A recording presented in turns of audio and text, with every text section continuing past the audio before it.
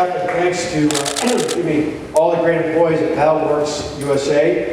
Obviously, manufacturing is a key part of the state's economy. And so to be here, we're pleased to have you here, and pleased to be able to sign this budget, this 2-year budget into law here at a great manufacturing site here in the great state of Wisconsin. We're so thrilled to have all of you here, a representation of stakeholders from across this great state of Wisconsin, to have folks representing the workers here, not only at Valveworks USA, but employees all across this great state who make us literally work each and every day. Have our legislative leaders and our lawmakers here from across the state, and have Kathy join with us, to have family and friends and all of you. It's really an honor to be here today.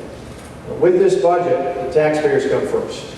And the exciting thing about that is that when we introduced the budget back many months ago, at the beginning of February, I talked about our number one priority.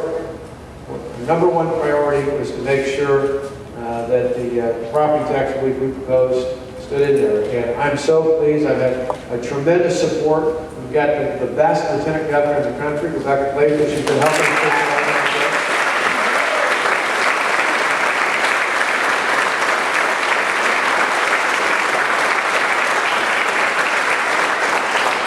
We've had tremendous support from members of the legislature who, all throughout this process, I said, you know, there's always going to be changes out there, but in the end, they helped us keep intact property tax. And think about how amazing it is. For the 5th and 6th year in a row, property taxes on a typical home will go down in the state of Wisconsin. Where else in the country is that?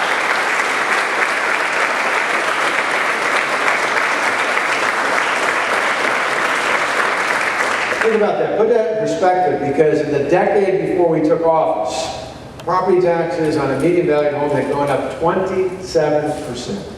27%. I know for Tonette and I, we know our home, and Matt and Alex are with us here as well. We're not too far away from our family home in Waukesha. We saw it there. We saw it all across the state.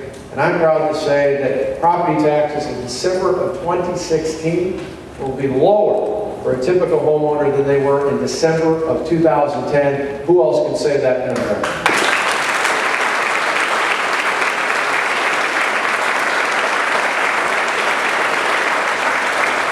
In this budget, we did it without income tax raises. In fact, we actually took on the marriage penalty and other ways of adjusting the income tax. We did it without sales tax increases. We did it without a gas tax or a vehicle registration fee.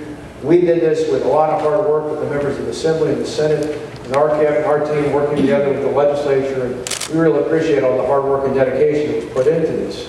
But it's more than just tax relief. You think about it. We were able to start thinking about unprecedented things like the property tax relief in here for the 4th year in a row.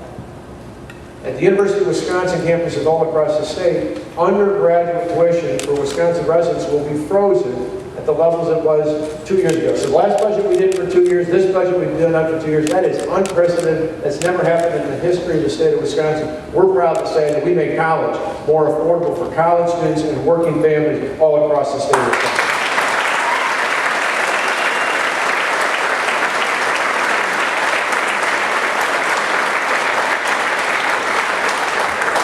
And not just for higher education, but we put more resources into K-12 education in this budget. We put in place more choices, more quality choices for families, because I trust parents to make the right decision for their families and their children.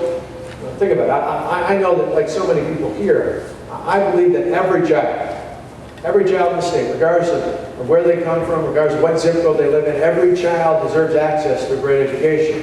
Be it at a traditional public school, a charter school, a choice school, private school, a virtual school, a homeschool environment, every child deserves access to a great education. In this budget, we put in place more choices and more resources to make sure the children of the state get a great education.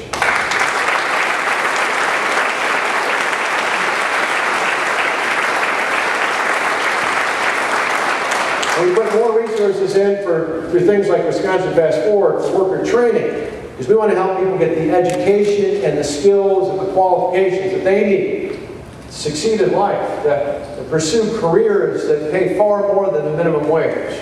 We invested more in worker training and workforce development in this budget.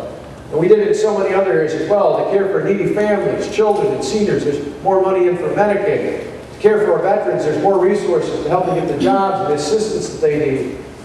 To make sure that we can help move more people from government dependence into true independence. You know, 2 years ago, we put in place in the last budget a program that says, if you're an adult who's able to work, and you want to get a welfare check in our state, you've got to be enrolled in one of our employability training programs. Well, this budget, we took it a step further. I campaigned on this last year, and we said, we're going to make sure that people not only get the employability skills they need to get hired, we're going to make sure they're free of drugs, because we know if they're free of drugs and they know how to have basic employability skills, we can find a job for anyone in the state of Wisconsin.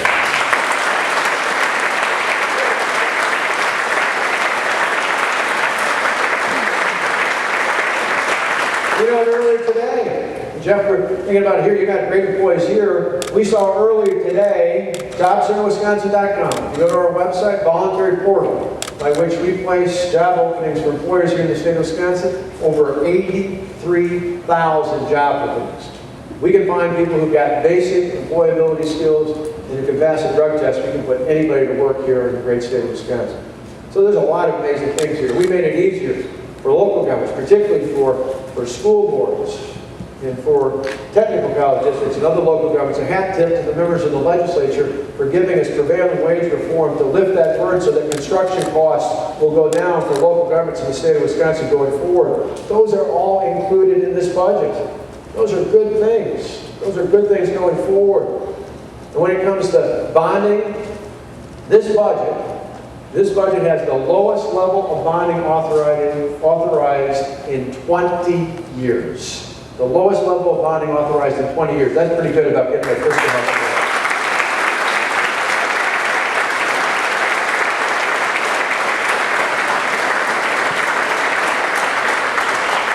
And one last thing on timing. Just so it's clear, lawmakers appreciate this, but just so that it's clear.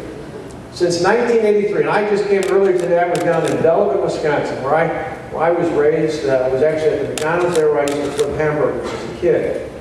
In 1983, I was working in high school at McDonald's to save up money for college.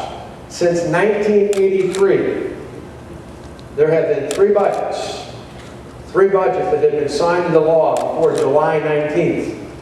2 of those budgets I signed over the last 4 years. In a moment, this will be the 4th budget signed before July 19th since 1983.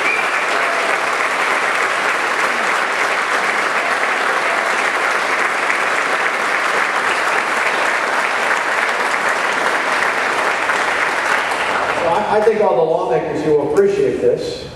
What that says to me is the difference between Wisconsin and Washington. We actually get things done. And this is another example of getting things done that benefit the people of the state of Wisconsin. I want to thank the members of the Assembly and the Senate. I want to thank our Lieutenant Governor and our Cabinet. I want to thank all of you for coming out here to celebrate in a victory for Wisconsin taxpayers and for the good people of the great state of Wisconsin with this state budget. Thank you.